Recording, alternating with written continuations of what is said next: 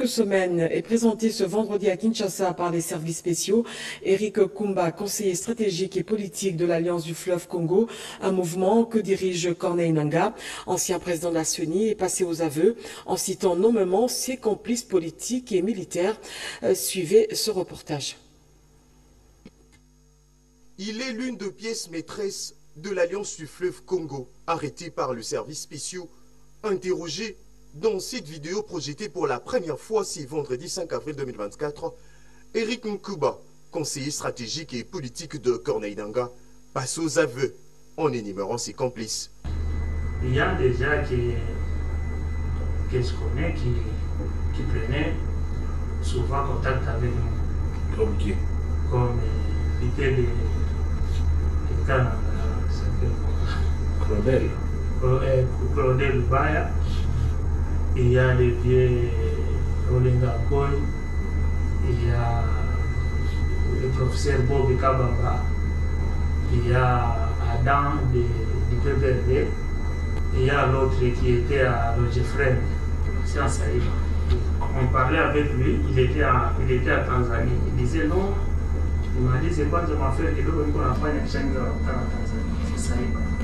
Côté militaire, nous on n'avait pas de contacts militaires. C'est lui qui avait les contacts militaires, c'est parmi les généraux John Lumbi, on parlait avec lui et l'ancien président Joseph Kabila.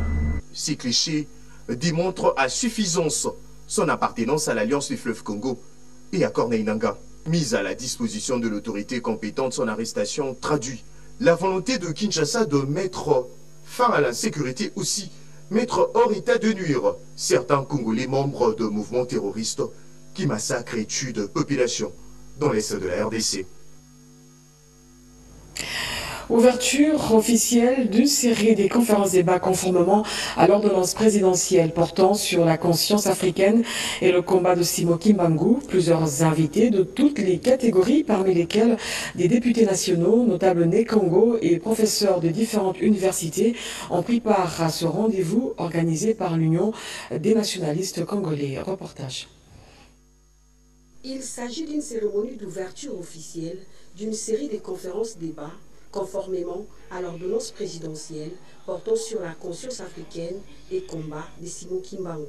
Plusieurs invités de toutes les catégories, députés nationaux, provinciaux, notables nés Congo, professeurs de différentes universités, conseillers du chef de l'État et étudiants. L'Union des nationalistes congolais, en sigle UNAC, organisatrice de la cérémonie, poursuit les objectifs ci-après. Pérenniser les combats de Simon Kimbangu, vulgariser ce qu'a été sa lutte, faire voir à la jeunesse congolaise qu'il est important en ces jours d'incarner le combat de Simon Kimbangu pour mettre fin à cette lutte négative nous imposée par les impérialistes. Nous continuerons à organiser des conférences et ateliers s'il le faut sur toute l'étendue de la République, pourquoi pas aller au-delà du pays pour vulgariser, comme je venais de le dire, les combats et la lutte de Simon Kimbangu. Il est question ici de penser à nos acquis, à laisser comprendre que Simon Kimbangu est l'initiateur du fameux concept sauvegardons les acquis. À l'époque, lorsqu'il exhortait les Congolais de l'époque de sauvegarder ce que nous avons pour enfin réserver un futur meilleur à la génération future. Éveil de la conscience africaine, c'est suite à son combat que l'homme noir est valorisé sur le plan économique, social et culturel de l'époque coloniale jusqu'à nos jours. Le résultat positif en politique de la RDC figure dans son cheval de bataille, témoignage d'un compatriote Donatien Mujinga au micro de Renette Koulonga. Simon Kimbangu, né le 12 septembre 1887 et mort le 12 octobre 1951, il était un chef religieux congolais qui fonda le mouvement religieux chrétien Kimbanguisme, engagé aussi dans le combat de la valorisation de l'homme noir. Témoignage d'un compatriote, Donatien Mujinga. Le prophète Simon Kimbangu a fait un grand combat au profit de l'Afrique et du monde entier. C'est ainsi qu'il a fait en sorte que les Africains se mettent debout. Il a élevé les consciences de l'Afrique et d'autres mondes qui ont profité à ce qu'ils puissent suivre son idéologie. Il a levé les consciences sur le plan politique. En 1960, il a beaucoup travaillé. C'est grâce à lui que nous avons connu l'indépendance aussi pour l'Afrique et pour d'autres pays. Sur le plan éducationnel, c'est grâce à lui qu'il y a eu beaucoup d'écoles, non seulement au Congo, dans d'autres pays, même à Congo-Brazzaville. Vous voyez, même en Angola, où on parle toujours de Simon Kimbangu. Et puis, les enfants ont eu une bonne éducation. Et quand vous voyez même ici chez nous, vous trouvez même les universités. Alors maintenant, il est partout, mais en Europe, il y a des banques qui sont en Suisse. Il y a beaucoup de choses qui se sont fondées grâce à lui. Il amène les gens à travailler. Emprisonné pendant 30 ans, les péripéties de sa pénitence étaient remplies de miracles. La lutte de Simon Kimbangu avait pour but la libération totale de l'homme noir. Voilà, la Cour des comptes vient de bénéficier d'un don de matériel informatique et d'accessoires d'une valeur de 100 000 $ américains. Pour le premier président de la Cour des comptes, ce matériel informatique va permettre plutôt à la Cour d'améliorer et de moderniser le travail en vue de lutter contre la corruption. Christine Lenzo et Simon Kankolongo. La Cour des comptes a une lourde mission légale de vérifier, instruire et de juger les comptes des services de l'État. Après la prestation des serments de ces magistrats, il a été opportun de lui doter des moyens matériels adéquats pour bien accomplir sa mission. C'est donc des États-Unis d'Amérique, à travers son bureau AIN. À point nommé, la Cour des comptes vient donc de bénéficier de 63 ordinateurs portables et des bureaux, 11 imprimantes, 16 scanners, 14 onduleurs, 6 climatiseurs et 5 projecteurs. Ce don fera progresser les efforts de la Cour des comptes pour soutenir l'état de droit et la lutte contre la corruption. Cet appui du gouvernement américain apporté par l'ambassadeur des États-Unis en RDC est estimé à 100 000 $ américains et c'était réceptionné par le premier président de la Cour des comptes, Jimmy Munganga Ngwaka, lors de cette cérémonie organisée sur place. Je tiens à remercier sincèrement le gouvernement américain à travers son ambassade en République démocratique du Congo pour ce geste qui vient d'être posé ce jour. Ce geste témoigne de l'importance que le gouvernement américain accorde aux relations séculaires qui existent entre nos deux pays. Occasion pour le premier président de la Cour des comptes de remettre à l'ambassadeur des États-Unis en RDC comme cadeau la loi organique portant organisation et fonctionnement de la Cour des comptes. Sachez aussi que l'ambassadeur du Japon en RDC a reçu le député national Guy Mafuta qui a fait un plaidoyer en faveur de la jeunesse congolaise, plus particulièrement de la jeunesse de Chikapa pour des projets sociaux. Regardez. Le Japon, à travers la JICA, appuie bon nombre de projets en République démocratique du Congo, notamment les projets sociaux et culturels. Profitons de son audience auprès du nouvel ambassadeur du Japon, Hidetoshi Ogawa. L'honorable Guy Mafuta a plaidé pour l'assistance du Japon au projet d'encadrement de la jeunesse désœuvrée de Chikapa pour lutter contre la pauvreté, la délinquance juvénile et l'insécurité. J'ai particulièrement mis l'accent sur la jeunesse qui est très importante et en âge de travailler, mais malheureusement la formation ne suit pas.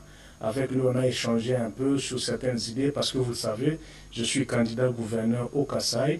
Si cela m'est donné, et pour moi, c'est la formation des jeunes, voir comment mettre en place des formations de 3 à 6 mois, comment outiller, parce que l'une de mes ambitions, c'est également mettre un fonds pour la jeunesse et pour la femme. Le jeune homme qui aura appris la maçonnerie, le carrelage ou la plomberie, à la fin, on lui donne quand même un kit pour qu'il ouvre son propre atelier. C'est à ce moment-là qu'on peut vraiment élaguer l'insécurité au Kasaï. Il a aussi fait la promotion de la culture du Kasaï. Je lui parlais des masques Chokwe, des tissus Kuba, des masques Pende. Il était très émerveillé. Je pense que comme la question de l'insécurité est de plus en plus jugulée et que la paix règne, s'il n'y a pas d'obstacle pour que l'ambassadeur aussi fasse un tour chez nous. Le comité exécutif du mécanisme national de suivi et le collège des hautes d'études stratégiques et de défense ont organisé une journée de réflexion sur les questions liées au FDLR cérébral rwandais. Ils ont également évalué et examiné la situation sécuritaire et humanitaire dans la région des Grands Lacs. Patricia Ungo.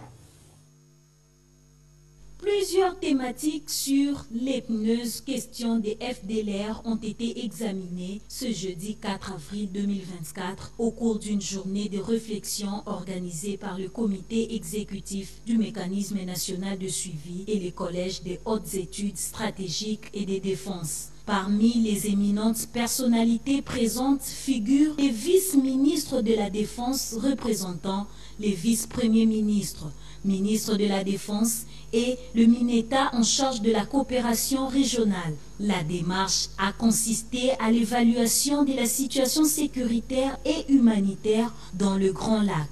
Le coordonnateur du mécanisme national de suivi, le professeur Toumbalwa Bois, donne ici le sens de cette journée. À l'invitation du président Lourenço Joao, qui est le médiateur désigné par l'Union africaine, et qu'ils ont élaboré un communiqué, il nous appartient en tant qu'MNS de procéder à l'évaluation du contenu de ce communiqué. Et comme vous le savez, dans ce communiqué, il y a une mention spéciale concernant les FDLR, où il est demandé à la RDC de procéder à la neutralisation et de proposer un chronogramme, un plan d'action à cet effet. Cette journée de réflexion s'est tenue le 4 avril, soit 2 jours avant la commémoration du génocide rwandais, le 6 avril. Déterminé à sécuriser la République quinoise, le ministre provincial de l'Intérieur a tenu une réunion de sécurité avec quelques bourgmestres de la capitale. Des mesures fortes vont être prises pour éradiquer complètement le banditisme urbain. Reportage. Les Matétois étaient surpris de le voir tous les matins dans leur juridiction. Le ministre de l'Intérieur provincial, Papi Moussé, déterminé à combattre les inciviques à la base de l'insécurité généralisée et trouble la quiétude de la population dans la capitale, avec à la clé plusieurs dégâts matériels. Les patrons de l'Intérieur, ville de Kinshasa, a regroupé le membre du comité de sécurité de proximité de la commune de Matété. Ils ont relevé des préoccupations relatives au fonctionnement de leur parquet, l'organisation et les modes opératoires de ces bandits urbains. Ils ont également fustigé certaines habitudes et faiblesses qui rendent inefficace l'action de l'État dans ces combats. Peu avant, le patron de la sécurité de la ville de Kinshasa a encouragé et rassuré ses chefs de rue, des quartiers, organisations de la société civile, notables et les hommes en uniforme, en affirmant que la vision du chef de l'État, Félix-Antoine Tshisekedi, est de garantir aux Congolais un environnement de paix, le bien-être. L'approche est bien simple pour moi en ce qui concerne d'abord les colonnas. Donc il n'y a pas seulement une approche répressive, mais il faut une approche pédagogique, éducative, orienter les jeunes garçons qui sont encore récupérables vers des formations. Il a instruit les bourgmestres de mettre sur pied les comités de sécurité de proximité, un forum d'échange actif et représentatif. Le ministre provincial de l'Intérieur, Sécurité et Justice s'est longuement étendu en expliquant sa réponse à ces problèmes. Et puis, l'Organisation internationale pour les migrations a procédé à la remise de 9 véhicules au programme national d'hygiène aux frontières, un financement du gouvernement congolais et de la Banque mondiale pour renforcer les capacités de la surveillance sanitaire. Anim Balaka pour ce reportage. Ces véhicules pimpant neufs, comme on peut les constater, vont appuyer les programmes de contrôle sanitaire aux frontières. L'Organisation internationale pour les migrations, OIM, a procédé à la remise de ces engins roulants aux bénéficiaires pour faciliter les activités de supervision de points d'entrée. Au terme de ce projet, il est prévu d'améliorer le cadre normatif et le renforcement des capacités des acteurs de terrain. Il est également prévu d'améliorer toute la coordination et la supervision au niveau des points d'entrée, mais également renforcer les systèmes de surveillance du pays par le développement de plateformes électroniques, entre autres. Le représentant du ministre de la Santé a dans son discours demandé aux utilisateurs d'en faire bon usage. Cet acte, en soutien à la réponse aux besoins exprimés dus aux capacités minimales requises, constitue la preuve de l'intérêt accordé à la mise en œuvre effective du règlement sanitaire international dont le programme national d'hygiène aux frontières en est le point focal national. Une satisfaction pour les bénéficiaires, notant que le renforcement du contrôle sanitaire aux frontières vise à améliorer les principales capacités minimales requises à tout moment et en cas d'urgence de santé publique de portée internationale, ainsi que la communication et la coordination des activités aux 18 points d'entrée désignés répartis dans cette province, à savoir Kinshasa, Congo central, Ituri, Nord Kivu, Sud Kivu, Tanganyika et Okatanga. Le Conseil national de la couverture santé universelle a levé l'option de l'étendre aux 12 autres provinces, ce programme qui est un des volets importants de la vision du président de la République. Déterminé à étendre le programme de santé universelle dans son axe maternité gratuite, initié par le chef de l'État Félix-Antoine Tshisekedi, déjà opérationnel dans 4 provinces, le Conseil national de santé universelle s'est réuni pour harmoniser le vu, et c'est là dans l'ultime but d'élargir ce programme, combien louable, dans 12 provinces. Au sortir de la dite réunion, le coordonnateur de ces magistrats programmes, Polydor Mbongani Kabila, a laissé tout entendre. Et ce programme qui est impulsé par son Excellence le Président de la République, M. Félix-Antoine Tshisekedi, est en train de s'étendre au pays à travers le premier paquet de soins, qui est celui de la gratuité d'accouchement. Là, nous sommes pratiquement en train de passer à 12 provinces qui vont être couvertes par ce programme. Donc au-delà de Kinshasa, nous avons 4 provinces qui avaient déjà été couvertes depuis le mois d'octobre. Et à partir d'aujourd'hui, nous allons nous étendre dans cette autre province, ce qui va nous amener pratiquement à 12 provinces qui sont couvertes de la gratuité. Et donc pour cela, nous avons besoin que toutes les parties prenantes importantes puissent jouer leur rôle. Et comme vous savez, la santé, c'est un concept multisectoriel qui dépasse les limites du secteur de la santé seul, d'où l'importance de travailler ensemble avec les autres secteurs. La santé n'a pas de prix, dit-on. La maternité gratuite vient soulager tant soit peu les sociales des Congolais et arrêter l'hémorragie des décès natals, prénatales et post-natales des femmes qui cherchent à donner la vie.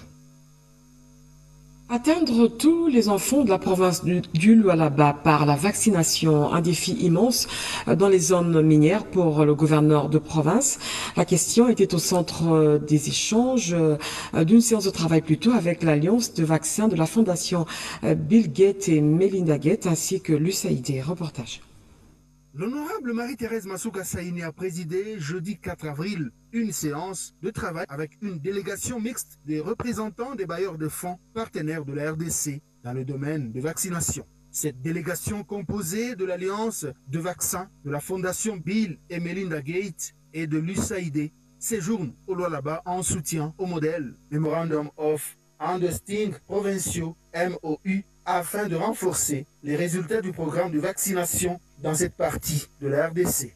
À en croire Cyril Noger, gestionnaire de programme Pays Gavi à Genève, les parties prenantes se sont engagées à accompagner la couverture vaccinale en vue notamment de lutter efficacement contre la mortalité infantile due à la non-vaccination. Il a également salué les efforts déjà entrepris par le gouvernement provincial permettant aux enfants du Lualaba à accéder aux vaccins qui sauve la vie. Les échanges sont très importants ici entre la province, tout ce qui fait ici, les experts au niveau provincial, mais aussi les différents donateurs qui ont l'expérience dans notre pays. Donc c'est vraiment un apprentissage mutuel également.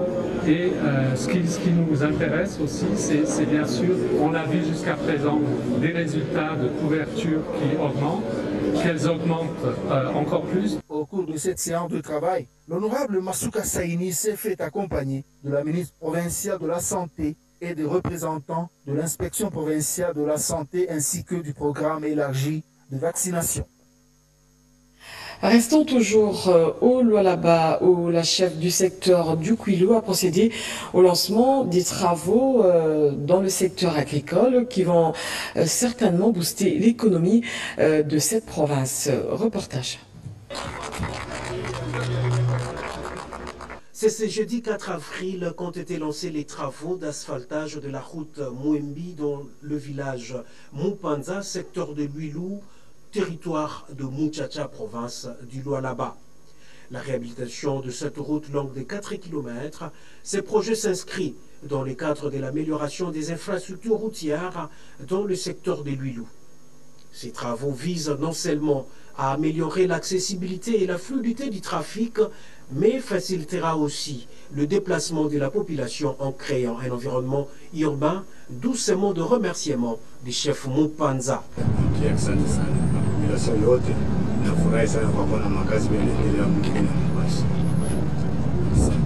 L'ingénieur de l'entreprise qui exécute ces travaux rassure quant à la durée des 90 jours de travaux. Ça va se faire en 4 étapes. La première étape, c'est le traitement de la plateforme.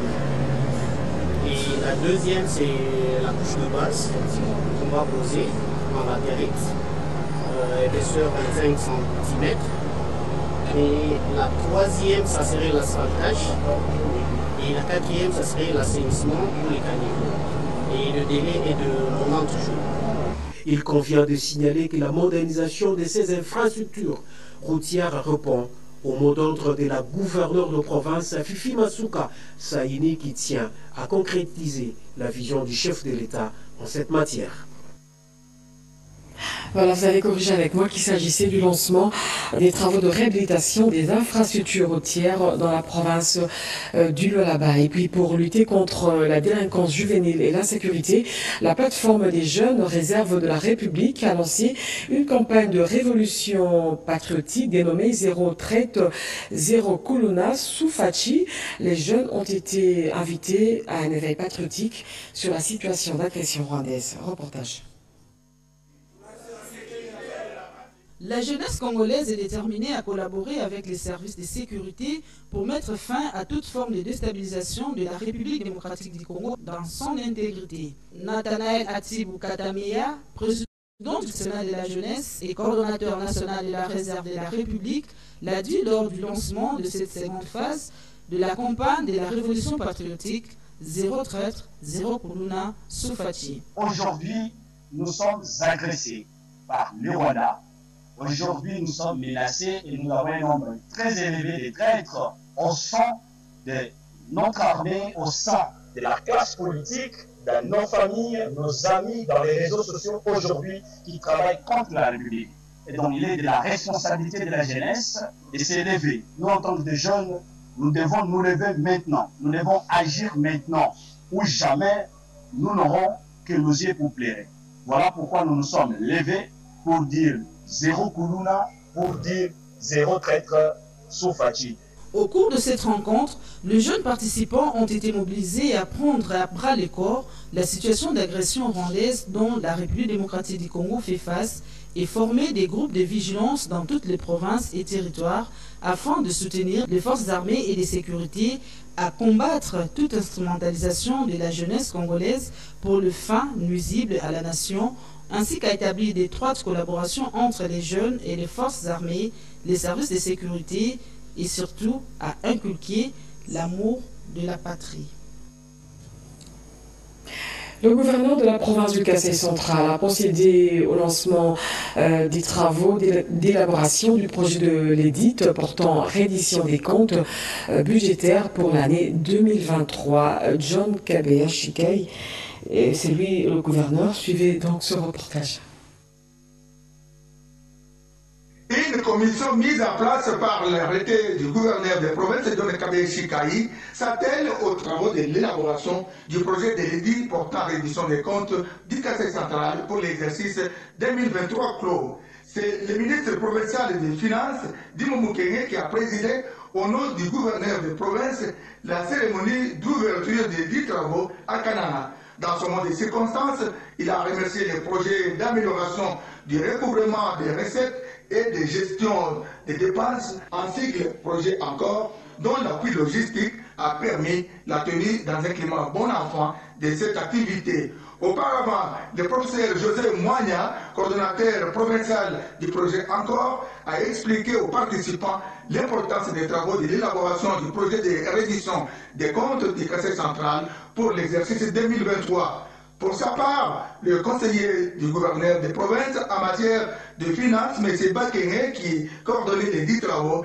l'activité du jour était d'une importance capitale parce qu'elle permettait à l'assistance d'évaluer de manière objective l'application du budget 2023. Notons que les participants à ces assises, conformément à l'arrêté du gouverneur de province, sont issus des cabinets du gouverneur, des ministres, des services d'assiette et de la société civile. Clôture du mois dédié à la femme à la Commission nationale de la prévention routière. Cela n'arrive pas tous les jours. Les femmes de cette structure ont été déployées sur le boulevard du 30 juin pour réguler la circulation. Cédric Enena. Elles étaient toutes sur le boulevard du 30 juin pour réguler la circulation. Avec beaucoup de pédagogie, les piétons ont été renseignés sur comment traverser, quand et suivant quel panneau de signalisation.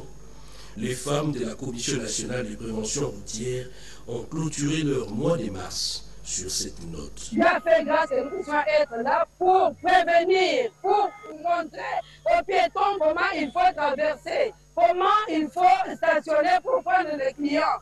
Voilà pourquoi nous sommes là, pour prévenir aux accidents, pour dire à nos femmes,